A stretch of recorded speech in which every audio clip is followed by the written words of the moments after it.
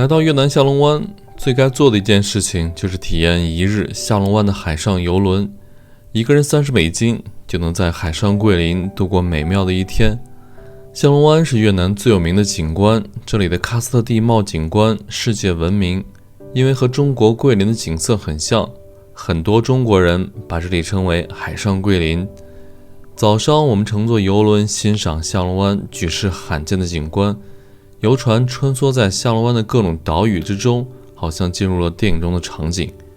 而后就是参加皮划艇项目，虽然很累，2个人又受了一些小伤，但是对于我们来说，这是人生难得的体验。之后结束了丰盛的午餐，我们又去下龙湾的岛屿上欣赏到了最美妙的越南乡村风光。晚上回到酒店，刚好能看到美丽的下龙湾日落，这是我们旅行中难得的休闲时光。下面就跟着狒狒和文涛开始今天的旅程吧。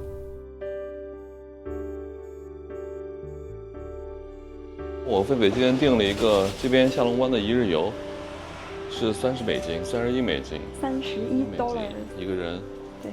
然后我们2个现在就在酒店等着去那边的巴士把我们接到船上。现在才早上的8点，我们马上就要出发了。它这个是玩一整天，从8点到下午的5点左右回来，然后还有那种半天的是吧，涛哥？对，半天的是下午2点到6点。对。但是价格也差不多，差$3哈，$28。就是我们现在在这儿，酒店在这儿，就是整个吉普岛的最南边、最下边。对。然后我们今天大概就是会在周围这片海域，坐船玩。你看这全都是种小岛屿，对，就是海上桂林的感觉。然后这个地方有个小渔村，上去这一段是需要徒步的。就是我们的行程里面还有坐那种皮划艇从山洞下面就穿洞那种的。对，其实我挺害怕掉水里的。但是我俩不会划皮划艇，我俩不会游泳。对。它这个项目里面还有游泳，还有浮潜这种，但我们俩这2个项目都不参加。我们在这边跟着我们导游准备去坐船了，这个举绿牌是我们的导游。人好多呀！人超多。但是今天我们是个大船，大船，但是只有25个人。怪不得。今天应该玩的比较舒服。对，这次是个旅游淡季，吃的也比较舒服吧？可能。我们现在进去了，这个是入场券，检票。船挺大呀，这个船。哇，这个。对。看起来有点豪华呀。这个船是几十人坐的，但今天只有25人。我看很多老年人上去都费劲儿了。今天这个船上依然没有中国人。下龙湾这边自由行的人很少，中国人。Morning. Thank you. 进船舱现在是要脱鞋。要脱鞋？我应该穿拖鞋来的。对呀，如果知道要，但今天还要徒步啊。对，没办法。这个好粘脚，我还是去里面吧。我们现在已经进来了，我们这个船舱的2楼应该是观光的平台，1楼是这种座位。我们本来想着自己去做一个靠窗，那边没人，但是这个导游说已经安排好了啊。我们今天又跟小孩坐一桌，今天又坐小孩桌。今天好像是不知道他哪个国家的，也是一家4口。我们上次来下龙湾是跟马来西亚的一家4口。我们的船超大其实，但只有25个人。其实我是想着坐那边空桌去，他可能是为了方便大家吃饭，因为我们今天这个$31是含一顿午餐的，船上的午餐，所以让我们安排我们坐一块儿。He can speak Chinese。你好，早上好。What's your name? Kevin. Do you have a Chinese name?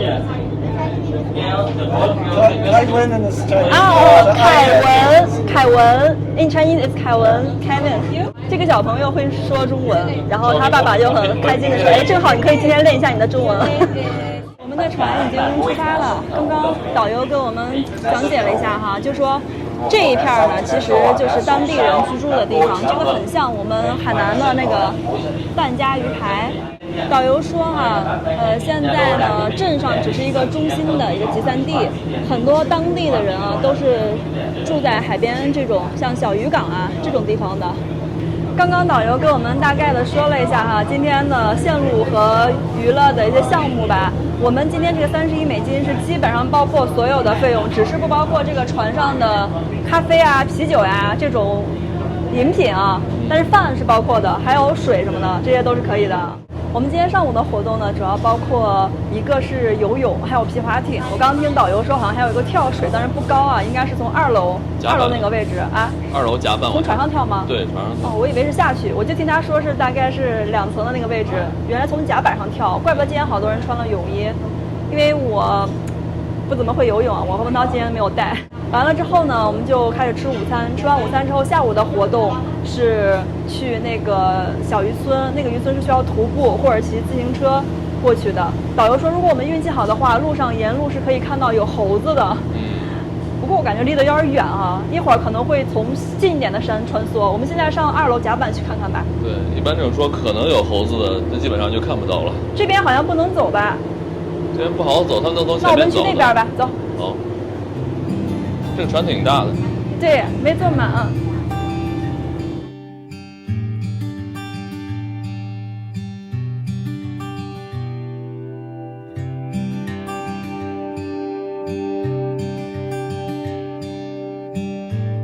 哇，我觉得2楼观景更好看。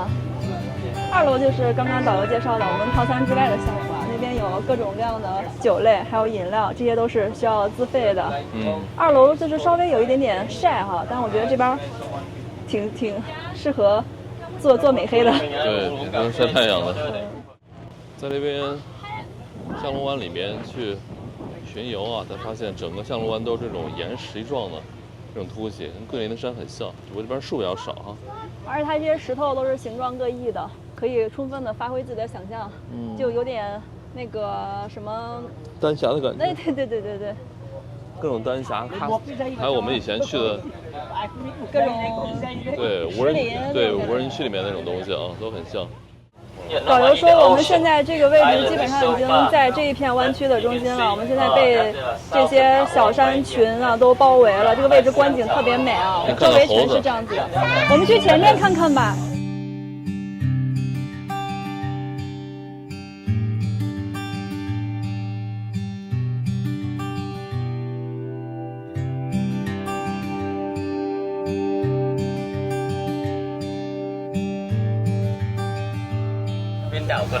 导游跟我们说，你看那边好多那种船宿，他们是从北边那个港口出来的，济州岛北边的港口，而我们呢，这个船是从南边的港口出来的。对。所以这边讲究还挺多的，有很多不同的这种船港。我们刚刚问我们那个卢导游呢，他说那些船屋哈，就那些船宿。这些游轮基本上都是$150，是吧？$150左右。$150，这个在网上订价格也差不多是这样子的。对，那些好的可能$200哈，$300呢。你看我现在惬意吗？看我的脚，挺好的。我脚已经伸出船外了。我好怕你掉下去。哎，你说的对啊，我应该把我卡在这儿，我就不会掉下去。哦，这是什么断子绝孙？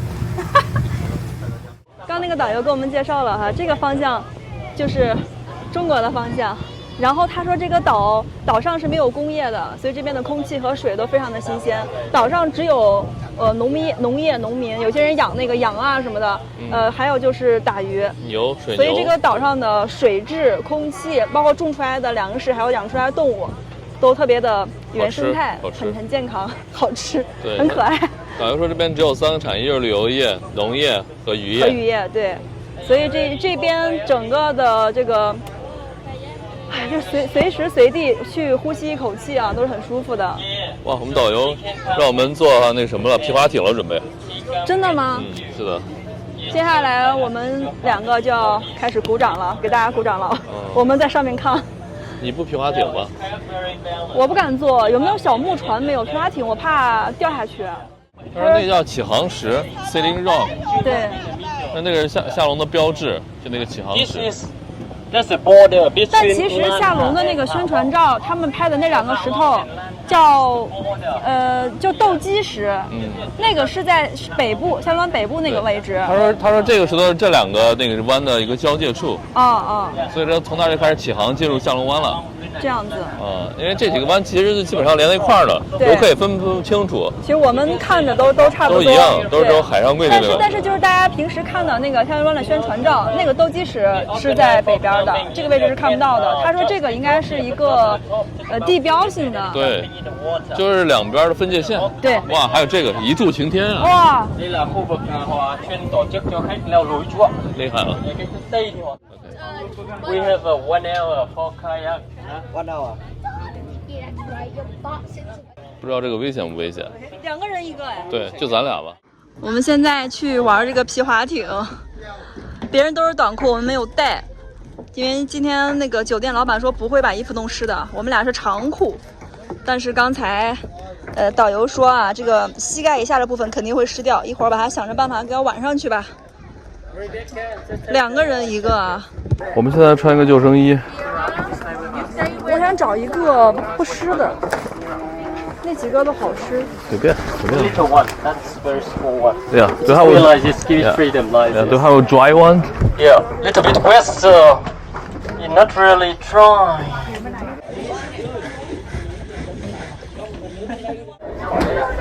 可以了，现在我们狒狒要去坐皮划艇了，然后我们的腿肯定会湿的。我狒狒要准备上船了，你坐前面，我坐后面。啊，你坐后面。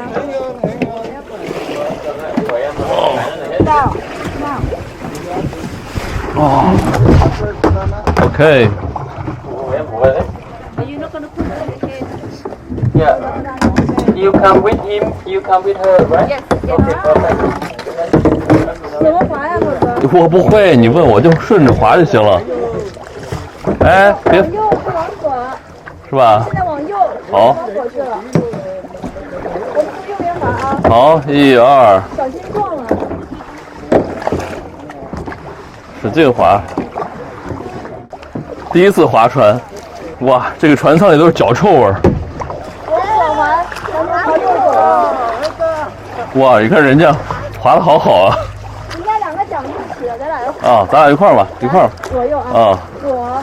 右，左，右，左，右，左，右，左，右。哎，咱往右边，要不一直右边，要不偏航了。右，1、2。Hi guys. I don't like it. So hard. 那个小哥，比我们觉得难啊。对，那个小哥跟我们说，他也觉得很难。不喜欢，我觉得太难了。人生中第一次玩皮划艇，说的是这个膝盖下面的裤子会湿，实际上我现在屁股下边已经都是水了，因为这舱里面不断在进水。然后前面呢就是我们的队友了，他们滑得好快。不过呢，还是有一些欧美人不会滑啊。我们在慢慢适应时是吧？我们俩是第一次，他们好像平时滑的比较多。你看人家2个人这个左右配合都很默契。这个皮划艇呢，就是用这样的一个桨，如果往一直滑右边的话，船头会朝左；一直滑左边这个方向的话呢，它就会朝右。看前面的人呢，他们如果直线全速前进的话，就左右交替着滑。有些船里面前面第一个是个小朋友，是1个人在滑，但是人家还是很快，我没理解什么原因。涛哥，我们起码把那个小朋友那个船追上啊！我看到山东入口了。嗯。天哪，涛哥，那个洞感觉有点窄。对呀，所以要特别精准的滑的。我们现在是要把头先掉过去。哎呀，这后面路还是挺爽的，这阵儿可以不用我滑了，我快累死了。为什么没有咱们那年来的那种？还是当一个小朋友好啊，只需要看风景就可以了。我们前面马上就要穿洞了，这个洞感觉有点矮，我看一下别人都从哪儿过的。从左边最高那个位置过是吧，涛哥？对。歇一会儿，歇一会儿。哎，这个地方容易堵船啊。哦。哈哈。撞上了，撞船了。我们现在3个船撞到一起了，3个皮划艇，让他们先走吧，涛哥。我突然发现，这种小木船依然在运行啊，就是本地人划的这个。赚的很多。那刚导游说淘汰了，是骗我们的。都排前面了。哎呀，我也想做这种。要穿洞了，我要开始划船了。你不划，你划，我不划，那你划吧。你这个方向能把握好吗？可以。加油！手机屏幕瞬间就暗了。这是费姐最想给我做的事情，每次跟我喊加油。文涛，加油，加油！哇塞，这个有幽闭恐惧症的人都不敢来啊！这儿写了一个 danger， 危险。天哪，这个确实矮啊！我感觉前面那个越南那个女的可能会撞到头啊！你看她头离上面好近。天哪，大船小船全部撞一堆了，咱慢点吧。前面堵船了。你看那个女的头差点就那个什么了，撞石头上了。我们先漂一会儿吧。这个洞距离水面的高度啊，现在看来应该是在2米多，还可以。不过这会儿水位浅，你看这个钟乳石上面有以前水高的痕迹。以前水高的时候，这个洞应该是不能穿的。水离上面最近的时候可能不到1米了，穿不过去的。天哪，前面怎么有一种那个什么的感觉啊？柳暗花明又一村，是吧，涛哥？你看从这个洞出去，前面马上就是一大片开阔辽阔的水域。对对对，这会儿我的感觉很爽啊，因为我在看风景，拍照片，文涛一个在后面滑。上面的钟乳石一直在滴水啊，涛哥。刚都滴到我头上了，我们马上要穿洞成功了！天哪，好期待一会儿出去的场景，看看我们的后面。天哪，终于出来了！哇，是不是有那种陶渊明笔下豁然开朗的感觉啊？柳暗花明又一村。有一个皮划艇翻了，不知道还能上来吗？嗨！哦，不知道还能不能上来。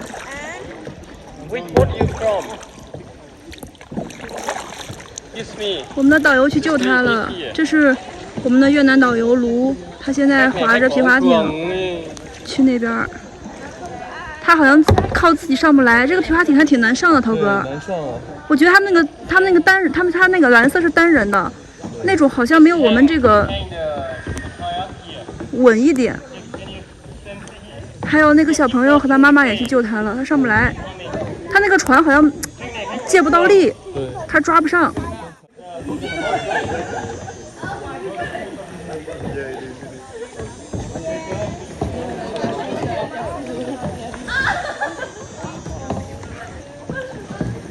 我们马上要钻第2个洞了，但是这里又堵船了。这个位置很奇怪，有过去的，还有过来的，而且这个洞比较小。我们在这个洞口已经堵了20分钟了，还是过不去。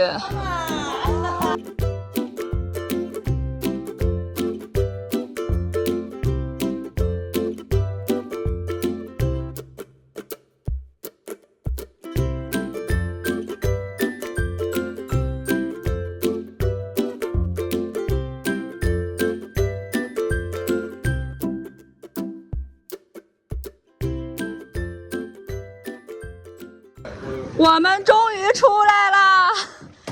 我在这个洞堵了有40分钟了，天哪！一会儿怎么回啊？这好像又是一个比较封闭的小湾。这就是我们刚出来的小洞，现在船是划到了一个特别小、特别封闭的一个地方啊。这个地方是没有办法出去的，等一下我们还要从这个地方掉头，然后再从过来那个小洞再回去。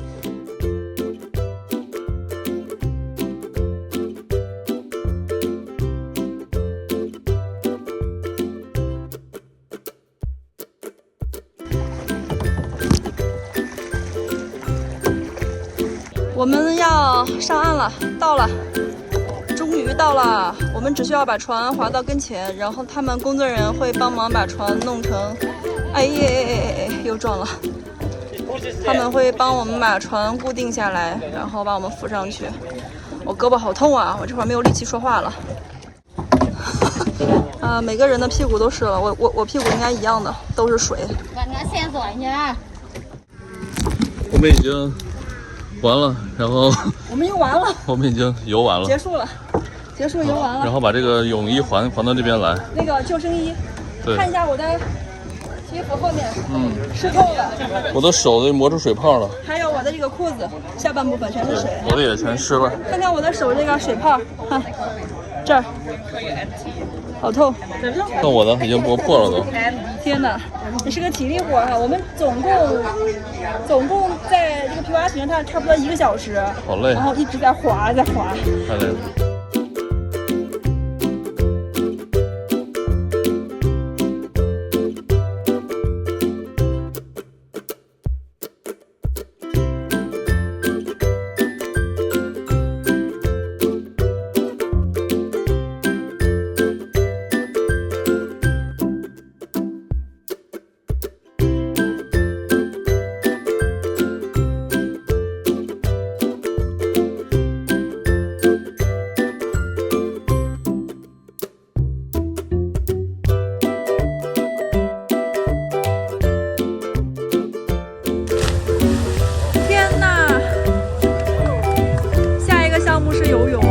对面这个船上已经有人从2层的甲板跳下去了。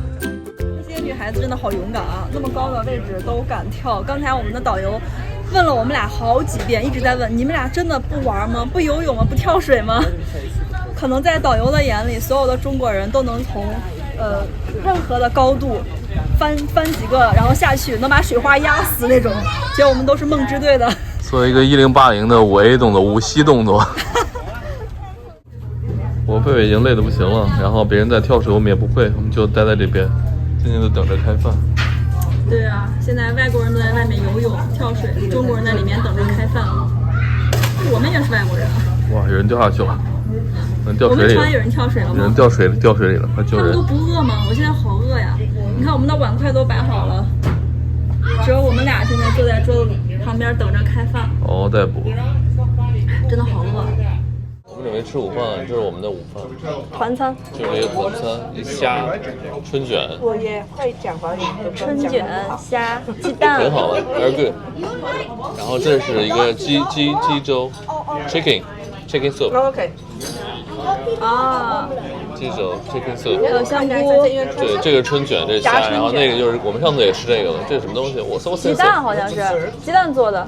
This kind of，这是鸡蛋做的。尝一个春卷。尝一个春卷。这个是辣酱和盐。对，辣酱和盐。尝一个。Yeah, the eagle was pretty cool. I said, look at that. I said seafood. Real oyster. Oyster， 生蚝啊！哇，生蚝，海蛎子。挺鲜的啊。尝一个。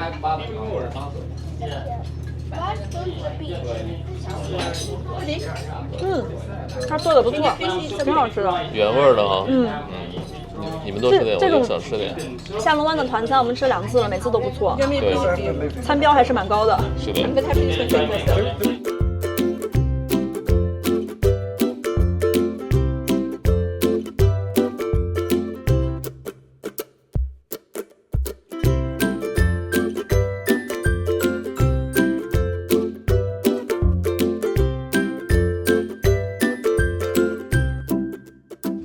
我们前面这个码头啊，我们要在这儿一会儿坐电瓶车，坐一会儿之后呢，我们再徒步400米去这个一个下龙湾海上岛屿的一个村庄，说是一个隐士的村庄，特别的好玩。这是一个渔村吗？对，一个渔村。贝贝又害怕晒伤，所以穿的像个渔人。所以咱们是徒步还是骑车？先坐电瓶车坐一会儿，然后再徒步。Step by step, slowly， 一步一步走，慢点走。我发现我们觉得越南每一个人都会游泳，就相当于国外都觉得我们中国人每个人都会功夫一样。对，这种误解是根深蒂固的。对。要坐电瓶车了吗？啊，我们坐在后面吗？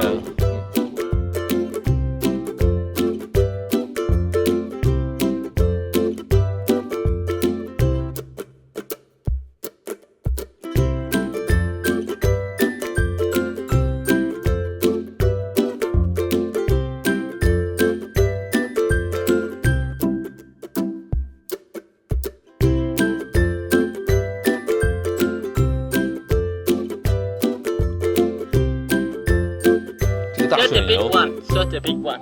Yeah, this one. 哇，这个水牛好大呀！ Follow me. 我们去看水牛，哇，这就是越南的乡村风光。这水牛好大呀！它还挺听话的，巴夫这就下去了。水牛。哞！哎呀，这水牛好脏啊，感觉。哎呀，它的腿跟大象一样，嗯，身上的皮肤也脏脏的。 You know, this is a big buffalo. That's they owned by the many farmer here. 嗯， So just farmer fisherman tourism. I just told you 它是 before 耕地 on the 用 boat 的。 at the island. For example, this one they sell $1,800 for one big buffalo. Belong to the farmer. Not like 1800 small one. 美金 That's 啊。 still small. Okay, that's the big one. That's enough to sell already.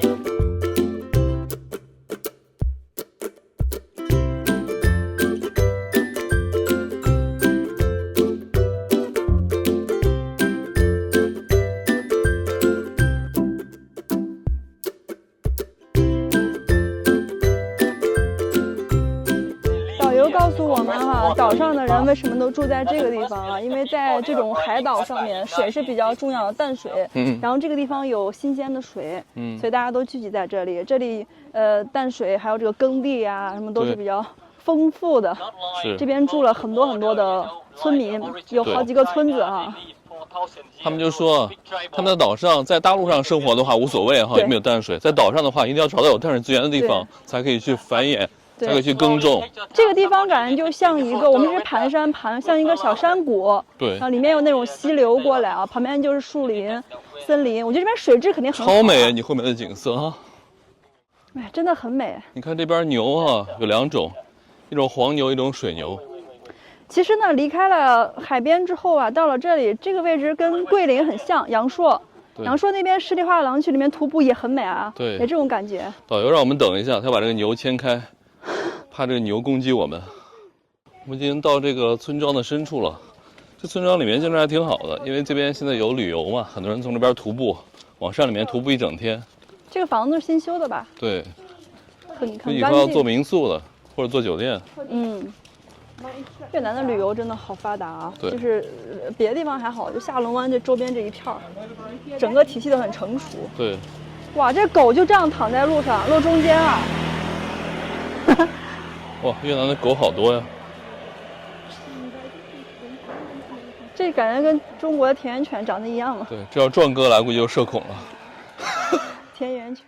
前面有那个免费的鱼疗可以做，哦就是一个大池，fish 子。 massage 啊，对我还以为，fish 我还以为 foot massage。刚才那个导游说前面有那个fish，我也说成 foot 了。文涛听成了足部马赛，其实是鱼疗。其实我以前做过这种小鱼的鱼疗，但这个鱼太大了，我刚才刚把脚伸进去啊，就有几十只吧，几十条鱼就过来，然后在脚上是那种，它肯定是不是疼，但是很难受，我觉得很难受。那个鱼那个嘴很大，然后它就在吸我的脚，反正不舒服，我觉得不太舒服，然后我就出来了。我看那边小孩是吃不敢下，只有那个越南本地的这个大叔啊，只有他在那做。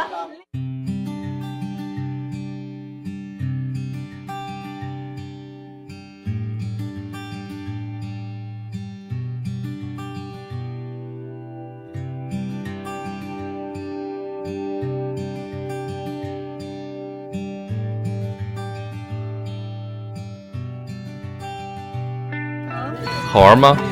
好玩，是不是接下来没有什么行程了哈？没有了，应该是没了。我们回去还得2个小时估计。对现在是2点半，应该4点多能到。对，在船上晃回去看看风景就回去了。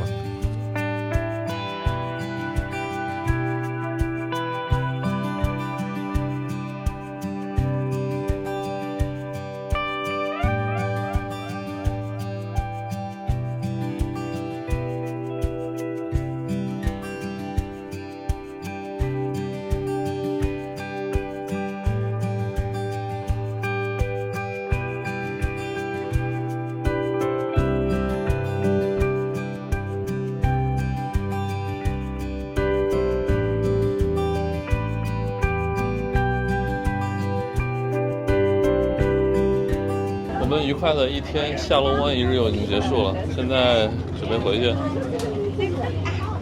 其实呢，我们这个行程应该是5点结束，现在是3点半，后面还有一个沙滩，但大家都累了，都不愿意去了，我们也不想去了，有点累了，所以我们就提前结束了行程。还有沙滩可以游泳，但没人游。太累了。对。拜拜，Lu。Bye bye. Thank you so much. Thank you。哇，回头看看我们这个船，好好看呀。对啊。我觉得那2盆绿植啊，那个花真是点睛之笔，太美了，好漂亮。真的特别有下龙湾的感觉啊！看这种游船。对。哎，我只能说啊，我只能感慨这个地方旅游做的太到位了，旅游服务做的太好了。像我们报这个团呢，说便宜也不便宜，说贵倒也不贵，但就是让你觉得值得。对。